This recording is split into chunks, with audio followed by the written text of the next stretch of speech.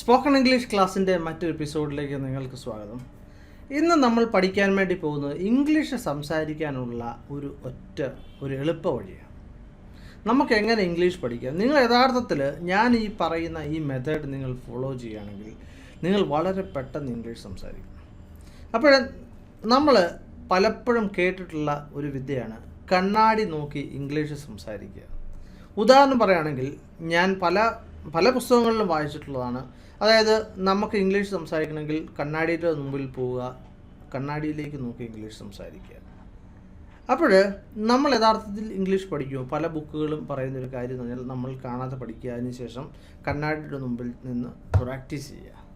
അപ്പോൾ തീർച്ചയായിട്ടും നിങ്ങൾ ശ്രദ്ധിക്കേണ്ട ഒരു കാര്യം, നമ്മൾ തിയററ്റിക്കലായിട്ട് നോക്കുകയാണെങ്കിൽ ശരിയാണ്. നമ്മൾ പഠിച്ച കാര്യം നമ്മൾ കണ്ണാടിയുടെ മുമ്പിൽ വെച്ച് നമുക്ക് സംസാരിക്കാൻ ആളില്ലാത്തത് കൊണ്ട് നമ്മൾ പറയുന്നു.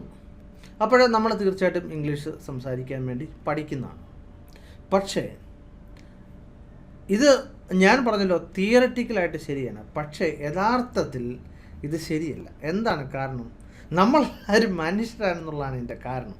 കാരണം നമ്മൾ കണ്ണാടിയുടെ മുമ്പിൽ പോയി നിന്ന് ആദ്യമായിട്ട് നിങ്ങൾ ഇംഗ്ലീഷ് സംസാരിക്കും, 1 മിനിറ്റ് കഴിയുമ്പോഴേ നിങ്ങളുടെ കോൺസെൻട്രേഷൻ പോകും. പിന്നെ നിങ്ങൾ മറ്റു കാര്യങ്ങളൊക്കെ ആയിരിക്കും ചിന്തിക്കുന്നത്. അപ്പോൾ മുടിയൊന്ന് നേരെ വെക്കുക, അല്ലെങ്കിൽ മുഖം ഒന്ന് തുടയ്ക്കുക, ഒന്ന് വൃത്തിയാക്കുക, ഇങ്ങനെ പല കാര്യങ്ങളിലേക്ക് നമ്മുടെ മനസ്സ് മാറിപ്പോവും. അപ്പോൾ നമ്മുടെ യഥാർത്ഥ കോൺസെൻട്രേഷൻ നഷ്ടപ്പെട്ടു പോകും. അപ്പോൾ ഈ വിദ്യ നിങ്ങൾ ചെയ്താൽ ഒരു കാരണവശാലും നിങ്ങൾ ഇംഗ്ലീഷ് പഠിക്കത്തില്ല, തീർച്ചയാണ്. അപ്പോൾ ഇംഗ്ലീഷ് പഠിക്കാനുള്ള ആ വിദ്യ എന്താണ്? നമ്മൾ ചിന്തിക്കേണ്ട ഒരു കാര്യം, നമ്മൾ എങ്ങനെയാണ് ഇംഗ്ലീഷ് പഠിച്ചത്?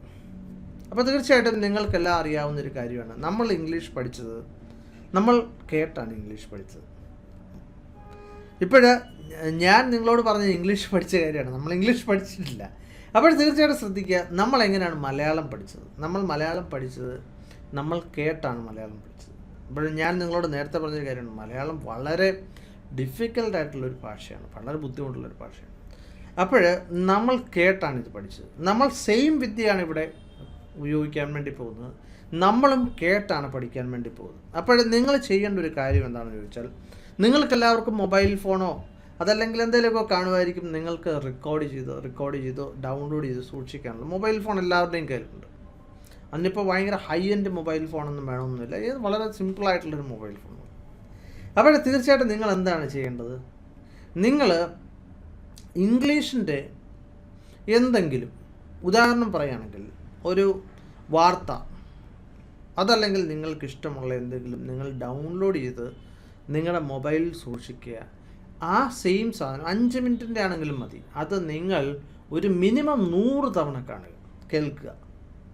അപ്പോൾ തീർച്ചയായിട്ടും നിങ്ങൾ ശ്രദ്ധിക്കേണ്ട ഒരു കാര്യമുണ്ട്, നിങ്ങൾ ഹെഡ്ഫോൺ വെച്ച് വേണം കേൾക്കാൻ. അപ്പോൾ ഞാൻ ഈ കാര്യം നിങ്ങളോട് നേരത്തെയും പറഞ്ഞതാണ്, പക്ഷേ ഞാൻ നിങ്ങളോട് ഒരു കാര്യം പറഞ്ഞില്ല, നിങ്ങൾ എന്താണ് കേൾക്കേണ്ടത്. അപ്പോൾ നിങ്ങൾ കേൾക്കേണ്ടത് എന്താണെന്ന് ചോദിച്ചാൽ, അത് നിങ്ങൾക്കിഷ്ടമുള്ളത് എന്താണെങ്കിൽ അതാണ് കേൾക്കേണ്ടത്. തീർച്ചയായിട്ടും നിങ്ങൾ ശ്രദ്ധിക്കുക. എനിക്ക് ന്യൂസ് കേൾക്കാൻ ഇഷ്ടമുള്ള ഒരാളാണ്, അല്ലെങ്കിൽ ഹിസ്റ്ററി എനിക്ക് കേൾക്കാൻ വലിയ ഇഷ്ടമുള്ള ആളാണ്. പക്ഷേ ഞാൻ നിങ്ങളോട് ചോദിക്കുകയാണ്, നിങ്ങൾക്ക് ഹിസ്റ്ററി ഇഷ്ടമാണെന്ന് ചോദിച്ചാൽ നിങ്ങൾ പറയും അല്ല എന്ന്. ചിലപ്പോൾ നിങ്ങൾക്ക് ഇഷ്ടമായി, നിങ്ങൾക്കിഷ്ടം ക്രിക്കറ്റ് ആയിരിക്കും.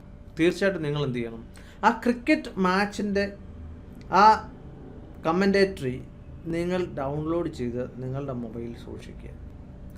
അതിനുശേഷം നിങ്ങൾ കേൾക്കുക. ഒരു തവണ നിങ്ങൾ കേട്ടുകൊണ്ട് കാര്യമില്ല, നിങ്ങളൊരു മിനിമം 100 തവണ കേൾക്കുക. അപ്പോഴെന്ത് സംഭവിക്കും? നമ്മുടെ ചെവിയിലൂടെ നമ്മുടെ ബ്രെയിനിലെത്തും, അത് നിങ്ങളുടെ മനസ്സിൽ നിൽക്കും, അത് ഓട്ടോമാറ്റിക്കലായിട്ട് നിങ്ങളുടെ വായിലൂടെ തിരിച്ചു വരും. തീർച്ചയാണ്. അപ്പോൾ ഇത് വളരെ എഫക്റ്റീവായിട്ടുള്ളൊരു മെത്തേഡാണ്. ഇനി ഞാൻ നിങ്ങളോട് പറഞ്ഞു, നിങ്ങൾക്കിഷ്ടമുള്ളത് അത് പ്രത്യേകം ശ്രദ്ധിക്കേണ്ട ഒരു കാര്യമാണ്. നിങ്ങൾ മറ്റുള്ളവരോട് ശ്രദ്ധിക്കുക, നിങ്ങൾക്ക് എന്താണ് ഇഷ്ടം. നിങ്ങൾക്ക് ചിലപ്പോൾ ഇഷ്ടമുള്ളത് ഞാൻ പറഞ്ഞല്ലോ കുക്കിംഗ് ആയിരിക്കും, പാചകമായിരിക്കാം നിങ്ങൾക്കിഷ്ടം. നിങ്ങൾക്കിഷ്ടമുള്ള എന്തെങ്കിലും സ്പോർട്സ് ഐറ്റംസ് ആയിരിക്കാം, അതല്ലെങ്കിൽ ഹിസ്റ്ററി ആയിരിക്കാം, എന്താണെങ്കിലും. അല്ലെങ്കിൽ നിങ്ങൾ വളരെ റിലീജിയസ് ആയിട്ടുള്ള ഒരാളായിരിക്കും, എന്താണെങ്കിലും നിങ്ങൾ അത് കേൾക്കുക. അപ്പോൾ നിങ്ങൾ എന്ത് ചെയ്യണം, അതൊരു തവണയല്ല കേൾക്കേണ്ടത്, 100 തവണ കേൾക്കുക. കേട്ട് കഴിയുമ്പോൾ നിങ്ങൾ ഓട്ടോമാറ്റിക്കായിട്ട് പഠിക്കും.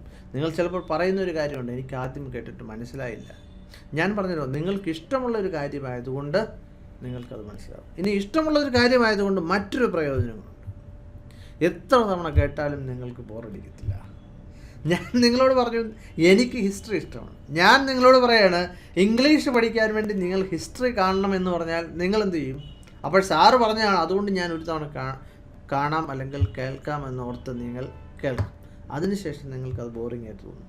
അതുകൊണ്ട് തന്നെ നിങ്ങൾ ഒരു തവണ കേൾക്കാനുള്ളതല്ല, അതിൽ കൂടുതൽ തവണ കേൾക്കാനുള്ളതാണ്. അതുകൊണ്ട് നിങ്ങൾക്ക് ഇൻട്രസ്റ്റ് ആയിട്ടുള്ള എന്താണോ അത് ഡൗൺലോഡ് ചെയ്യുക. 5 മിനിറ്റിൻ്റെ ക്ലിപ്പാണെങ്കിൽ 5 മിനിറ്റിൻ്റെ, അതല്ല 2 മിനിറ്റിനാണ് 2 മിനിറ്റിൻ്റെ നിങ്ങൾ ഡൗൺലോഡ് ചെയ്യുക. എല്ലാ ദിവസവും റിപ്പീറ്റ് ചെയ്ത് കേൾക്കുക. നിങ്ങൾക്ക് അത് കാണാതെ നിങ്ങളുടെ മനസ്സിൽ നിന്നും വരുന്നതാണ്. അപ്പോൾ തീർച്ചയായിട്ടും നിങ്ങൾ പഠിക്കുന്നതാണ്.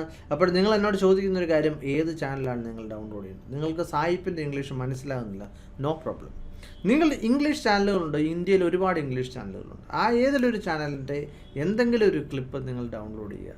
ഏറ്റവും നല്ലൊരു കാര്യം എന്താണെന്ന് നിങ്ങൾ ചോദിച്ചു കഴിഞ്ഞാൽ, ചർച്ചകൾ അല്ലെങ്കിൽ ഈ ഇൻ്റർവ്യൂ വളരെ നല്ലതാണ്.